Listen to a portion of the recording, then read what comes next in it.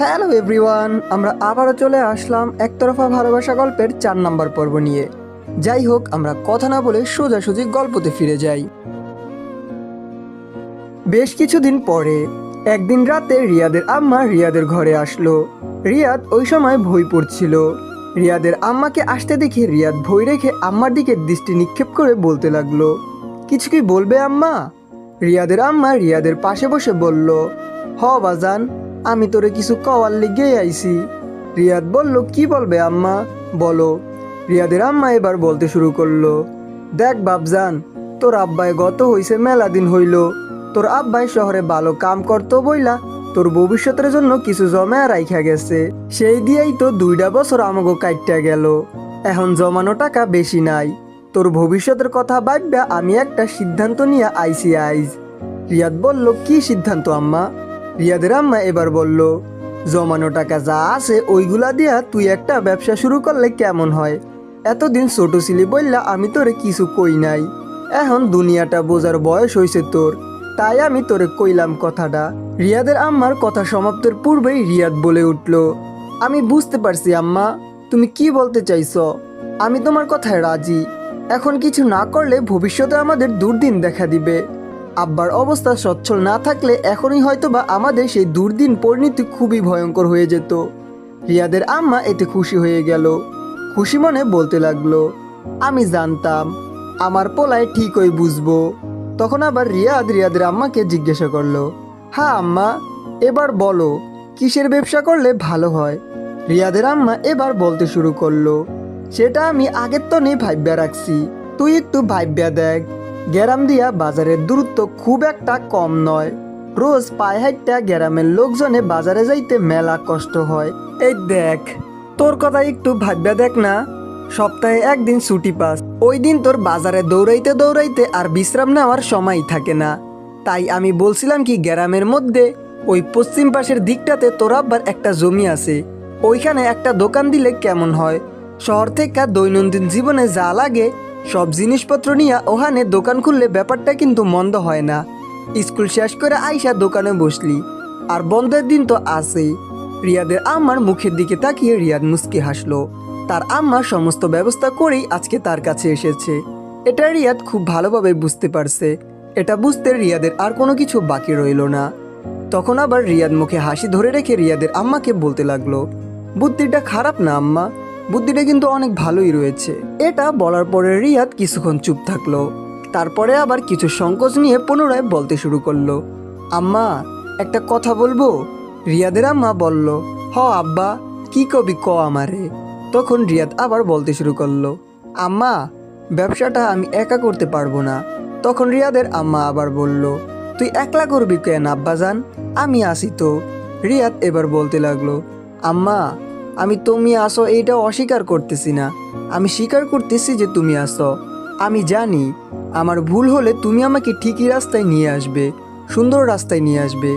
আমি আসলে রিয়াদের ইতস্তবোধ দেখে রিয়াদের আম্মা রিয়াদকে উৎসাহ দিয়েও বলতে লাগলো, আব্বাজান, যা কবি সরাসরি ক, এরকম পেশায় কথা কইতেছস কেন?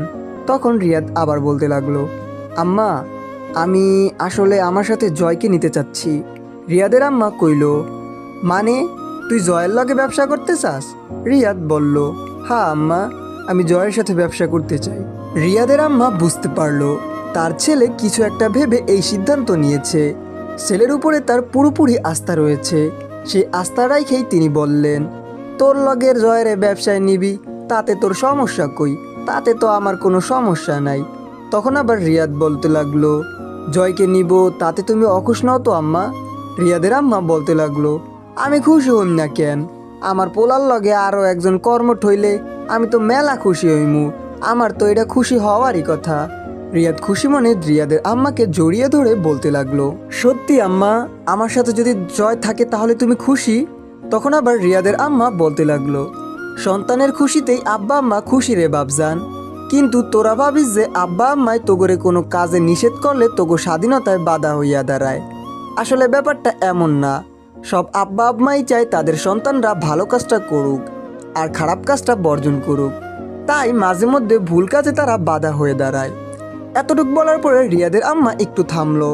তারপরে আবার পুনরায় বলতে শুরু করলো, ওইটারে আসলে স্বাধীনতায় বাধা দেওয়া কয় না রে আব্বাজান, ওইটাই হইল সঠিক স্বাধীন জীবনের দিকে সন্তানকে এগিয়ে দেওয়া। আম্মার কথাটা শুনে ছোট্ট একটি বাক্য মনে হতে পারে, কিন্তু বাক্যটা কতটা দীর্ঘ তা সেই বুঝবে যার বোঝার মতো জ্ঞান রয়েছে। রিয়াজ এবার তার আম্মাকে আরও শক্ত করে ধরল।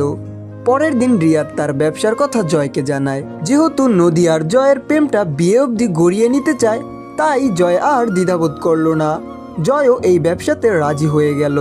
পড়ালেখার পাশাপাশি নিজেকে কর্মঠ হিসেবেও গড়ে তোলা যাবে।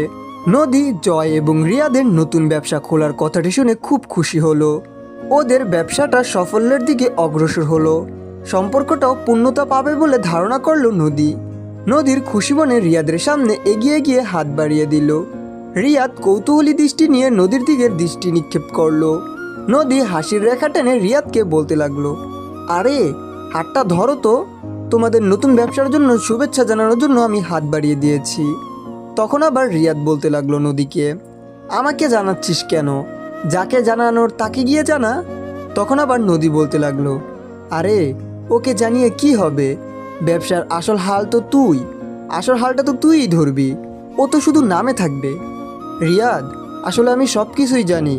তুই ওকে তোর সাথে এই জন্যই নিয়েছিস যাতে আমাদের সম্পর্কটার একটি নাম পায়, তাই শুভেচ্ছাটা তোকেই জানানো উচিত। রিয়াদ একটু মুচকি হাসলো, তারপরে বলতে লাগলো, ও তাই নাকি? তখন নদী আবার বলল, এবারও কি হাতটা আমার এরকমভাবে বাড়িয়েই রাখবো নাকি ধরবি? হাতটা ধরতো। রিয়াদ নদীর বাড়িয়ে দেওয়া হাতটা নিজের হাতের সাথে জড়িয়ে ধরলো আর মনে মনে বলতে লাগলো, তোর এই খুশিময় মুখশ্রীতিটা আমি প্রাপ্ত। নদী চলে গেল জয়ের সাথে গল্প করতে। সেই পাকে স্বপ্না এসে রিয়াদকে সামনে এসে দাঁড়ালো। রিয়াদ স্বপ্নাকে দেখে সৌজন্যতার হাসি দিল। স্বপ্না হাসি মুখে রিয়াদকে বলল, নতুন ব্যবসার জন্য অভিনন্দন। তখন আবার রিয়াদ বলতে লাগলো, ব্যবসাটা তো এখনো শুরু হয়নি। তখন আবার স্বপ্না বলল, হয়নি তাতে কি হয়েছে, হবে তো, মাত্র তো প্ল্যান করলি, আস্তে আস্তেই তো সব কিছু হয়ে যাবে। এবার রিয়াদ বলতে লাগলো, ঠিকই বলেছিস। তখন আবার স্বপ্না একটু বলতে লাগলো, ব্যবসা দাঁড়িয়ে গেলে বাসায় আমাদের বিষয়টা জানাবো। রিয়াদ এই কথা শুনে তো পুরোই বিস্মিত হয়ে গেল, চমকে উঠল। বিস্মিত নিয়ে বলতে লাগলো, আমাদের ব্যাপারটা মানি? স্বপ্না বলতে লাগলো, মানে তুই আমাদের ব্যাপারটা বুঝতেছিস না? স্বপ্না আনন্দের সাথে উপরোক্ত কথাগুলো বলল। রিয়াদ স্বপ্নার উপরোক্ত কথার ভাবান্তরে বুঝতে পেরে বলতে লাগলো, এমন স্বপ্ন দেখা উচিত না স্বপ্না, যা ভেঙে গেলে নিজেকে নিজের চিনতে কষ্ট হয়ে যায়। আমি চাই না তুই কোনো ভুল করিস, তাই আমি বলছি তুই যা ভাবছিস এটা কিন্তু সঠিক না। স্বপ্না কিছু বলতে নিলে রিয়াদ স্বপ্নাকে থামিয়ে দিল। এরপরে বলতে লাগলো, এর চাইতে সহজ ভাষায় বলা আমার পক্ষে কোনোভাবেই সম্ভব না। রিয়াদ এটা বলেই চলে গেল। রিয়াদের যাওয়ার দিকে এক দৃষ্টি নিক্ষেপ করে স্বপ্না মনে মনে বলতে লাগলো, এতদিন তাহলে কি আমাদের মধ্যে যা ছিল তা সব কিছুই মিথ্যে? রিয়াদ কি তাহলে আমাকে ভালোবাসে না? যদি ভালো নাই বাসে তবে ও কেনই বা আমাকে ইশারা ইঙ্গিত দিয়েছিল? আরে ভাই, আপনারা কি বুঝতে পারতেছেন এ মাথায় কি বলতেছে? রিয়াদ আবার কখন স্বপ্নাকে ইশারা ইঙ্গিত দিয়েছে? আমার মাথায় তো কিছুই আসতেছে না। যাই হোক, গল্পের সাথে থাকুন, ধীরে ধীরে আস্তে আস্তে সব কিছুই জানতে পারবেন। ধীরে ধীরে সময় বয়ে যাচ্ছে। রিয়াদের আম্মার থেকে 10,000 টাকা নিয়ে রিয়াদ ব্যবসা শুরু করলো। প্রথমে সব কিছু যেমন শাক সবজি, আলু, তেল, পেঁয়াজ, মরিচ, যা যা দৈনন্দিন জীবনে প্রয়োজন সব কিছুই অল্প অল্প করে দোকানে উঠাতে লাগলো। সেগুলো বিক্রি শেষ হলে আগের তুলনায় কিছুটা বেশি জিনিসপত্র নিয়ে আসলো। এভাবেই একটু একটু করে বেশি বেশি কিনতে কিনতে ধীরে ধীরে রিয়াদের ব্যবসাটা বড় হতে লাগলো। পড়াশোনার ফাঁকে ব্যবসাটা ভালোই জমে উঠেছে। গ্রামের লোকজনদের বাজারে গিয়ে জিনিসপত্র কিনতে খুবই সত্যি কষ্ট হতো, অসুবিধাও হতো। গ্রামের মধ্যে দোকান হওয়াতে বেশ ভালোই হয়েছে তাদের। গ্রামের লোকদের কথা চিন্তা করে এইচএসসি পরীক্ষার মধ্যেও দোকান খোলা রেখেছে রিয়াদ। জয়কে পরীক্ষার মধ্যে অবসর দিয়েছে রিয়াদ। নিজে একাই দোকান খুলে বসতো। দোকানের বেচাকিনার পাশাপাশি বই নিয়েও পড়তে বসতো রিয়াদ। এভাবেই দিন কেটে গেল। এইচএসসি পরীক্ষাও শেষ হয়ে গেল তাদের। এরপরে নদীর বাড়ি থেকে নদীকে বিয়ের জন্য চাপ দিচ্ছিল। নদী রিয়াদকে সবটা বলল। রিয়াদ নদীদের বাড়িতে আসলো। নদীদের পরিবারের সাথে রিয়াদের ভালোভাবে জানাশোনা আছে, তাই নদী রিয়াদকে ভরসা পাচ্ছে। নদীর আব্বা রিয়াদের কথা ফেলতে পারবে না, এটা নদী জানে, তাই তো রিয়াদকে সবকিছুই বলা হয়েছে। এই সময়টাতে রিয়াদ এবং নদীর আব্বা মুখোমুখি বসা। প্রথম কুশল বিনিময় ছেড়ে রিয়াদ কিছুটা সংকোচ নিয়ে বলতে শুরু করলো, কাকা, আমি আসলে নদীর বিয়ের ব্যাপারে কথা বলতে চাচ্ছি। তখন আবার নদীর বাবা বলল, তাহলে তো মেলা ভালা, আমি তো তোমার আম্মার লগে এই ব্যাপারে কথা বলতে চাইতেছিলাম। রিয়াদ এই ব্যাপারটা বুঝতে পেরে বলে উঠল, আমার আম্মার সাথে কথা বলতে চাচ্ছেন মানে? তখন আবার নদীর আব্বা বলতে লাগলো, আমিও আসলে চাচ্ছিলাম তোমার আর নদীর বিয়েটা হোক, কিন্তু এখন তুমি নিজেই বলতে আসছো, এখন তো আর কোনো সংকোচ থাকলো না, এখন তো হয়েই গেল। রিয়াদের কান কোনো কিছুতেই এটা বিশ্বাস করতে পারতেছে না। এইমাত্র সে কি শুনলো, তার আর নদীর বিয়ে। অবাধ্য মন কেন জানি খুশি হয়ে উঠল। রিয়াদের স্বার্থপর মন বলে উঠল, ক্ষতি কি যদি তার আর নদীর বিয়ে হয়? তখনই রিয়াদের মনের দ্বিতীয় সত্তা বলে উঠল, না রিয়াদ, এটা হওয়ার নয়। সে তো তোকে চায় না। তার মুখে তোর হাসি নয়, তার মুখে তোর জন্য হাসি নয়, তার মুখে তো হাসি জয়ের জন্য। রিয়াদ নিজেকে স্বাভাবিক করে বলতে লাগলো আবার নদীর আব্বাকে, কাকা, আপনি আসলে ভুল ভাবছেন। আমি আমার নয়, জয়ের সাথে নদীর বিয়ের কথা বলতে চাচ্ছি। নদীর আব্বার মুখশ্রীতে তিরস্কার ফুটে উঠল। মনে হলো সে কথাটি শোনার জন্য প্রস্তুত ছিল না। কিছুটা বিরক্ত হয়ে তিনি বললেন, এসব কি বলছো? তোমার দোকানের কর্মচারীর সাথে আমার মাইয়ার বিয়ার প্রস্তাব নিয়ে তুমি আইছো? একটু থেমে আবার বলতে শুরু করলো, দেখো, তোমার ব্যবসার ভালোই নাম ডাক আছে, অল্প বয়সে ব্যবসায় উন্নতিও করছো তুমি, তাই আমি তোমার লগে নদীর বিয়ার কথা ভাবছি। তোমার দোকানের কাজ করা ওই পোলাডার লগে আমি আমার মাইয়ার কথা স্বপ্নও বিয়া দিব এটা ভাবতে পারি না। রিয়াদ বিস্মিত নিয়ে নদীর আব্বার মুখের দিকে তাকিয়ে রইল। দরজার ওপাশে দাঁড়িয়ে নদী সব কথাই শুনতে পাচ্ছিল। নদী বেশ অনেকক্ষণ যাবৎ দরজার আড়ালে দাঁড়িয়ে আছে। রিয়াদের মুখশ্রীতে আপনা আপনি দরজার আড়ালে চোখ চলে গেল নদীর দিকে। তার মুখ দেখে বোঝা যাচ্ছিল, নদীর মুখশ্রীতি দেখে মনে হচ্ছিল যখন তখন সে কান্না করে দিবে। রিয়াদের মন তখন বলে উঠল, তার কান্না যে আর আমার সহ্য হয় না, একদমই সহ্য হয় না। রিয়াদ নদীর আব্বার উদ্দেশ্যে বলল, কাকা, আমি না, এই ব্যবসার মূলধন হয়েছে জয়ের আব্বা। জয় এই ব্যবসার মূল মালিক, আর আমিই তোর জয়ের দোকানের কর্মচারী। নদীর আব্বা বিস্মিত নিয়ে বলতে লাগলো, এসব কি বলছো তুমি? সবাই জানে ওটা তোমার বাবার জমি, সেখানে তুমিই দোকান উঠিয়েছ। তখন আবার রিয়াদ বলতে লাগলো, না কাকা, কথাটা সত্যি নয়। মূলত আমার আব্বা আমার পড়াশোনার জন্য জমিটা জয়ের বাবার কাছে বিক্রি করেছে। জয় নিজেকে কর্ম তৈরি করতে লেখাপড়ার পাশাপাশি ব্যবসা খুলেছে। আমি ওর বন্ধু হতে ও আমাকে নিজের ব্যবসাতে নিয়ে নিয়েছে। তখন আবার নদীর আব্বাই বলতে লাগলো, যদি এটা সত্যি না হয়? তখন আবার রিয়াদ বলল, যদি সত্যি হয় তাহলে কি আপনি আর জয় আর নদী বিয়ে দিয়ে দিবেন? তখন আবার নদীর আব্বা বলতে লাগলো, সত্যি হলে দিব। বাপ হিসাবে আমি আমার মাইয়ার যেখানে সুখ থাকবে সেখানেই বিয়ে দিতে চাইবো। রিয়াদ এবার একটা তাচ্ছিল্যের হাসি দিয়ে বলতে লাগলো, আসলে কাকা, টাকা থাকলেই কি মেয়ের সংসারে সুখ আছে বুঝি?